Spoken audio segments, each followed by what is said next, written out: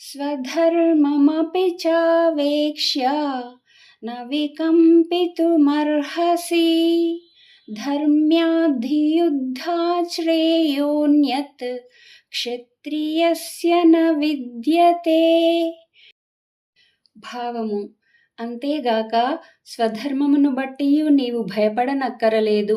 ఏలననగా క్షత్రియునకు ధర్మయుద్ధమునకు మించినట్టి శ్రేయస్కరమైన కర్తవ్యము మరియొకటి ఏదియూ లేదు అని శ్రీకృష్ణ భగవానుడు అర్జునుడితో పలికెను.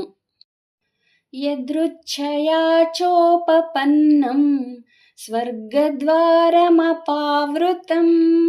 సుఖినః క్షత్రియాః పార్థ లభంతే యుద్ధమీదృశం. భావము: ఓ పార్థ, యాదృచ్ఛికముగా తటస్థించిన ఇట్టి యుద్ధము అదృష్టవంతులైన క్షత్రియులకే లభించును. ఇది స్వర్గమునకు తెరిచిన ద్వారము వంటిది అని శ్రీకృష్ణుడు అర్జునుడితో పలికెను.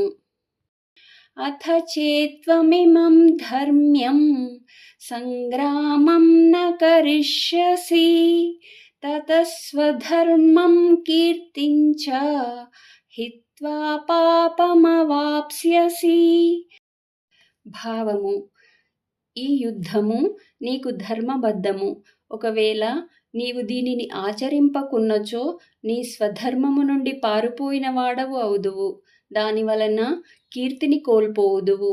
పైగా నీవు పాపము చేసిన వాడవవుదువు అని శ్రీకృష్ణ భగవానుడు అర్జునుడితో పలికెను. అకీర్తిం చాపి భూతాని కథయిష్యంతి తే వ్యయాం సంభావితస్య చ కీర్తిః మరణాదతిరిచ్యతే. భావము: లోకులెల్లరును బహుకాలం వరకు నీ అపకీర్తిని గురించి చిలువలు పలువలుగా చెప్పుకొందురు. మాన్యుడైన పురుషునకు అపకీర్తి మరణము కంటెను బాధాకరమైనది అని శ్రీకృష్ణ భగవానుడు అర్జునుడితో పలికెను.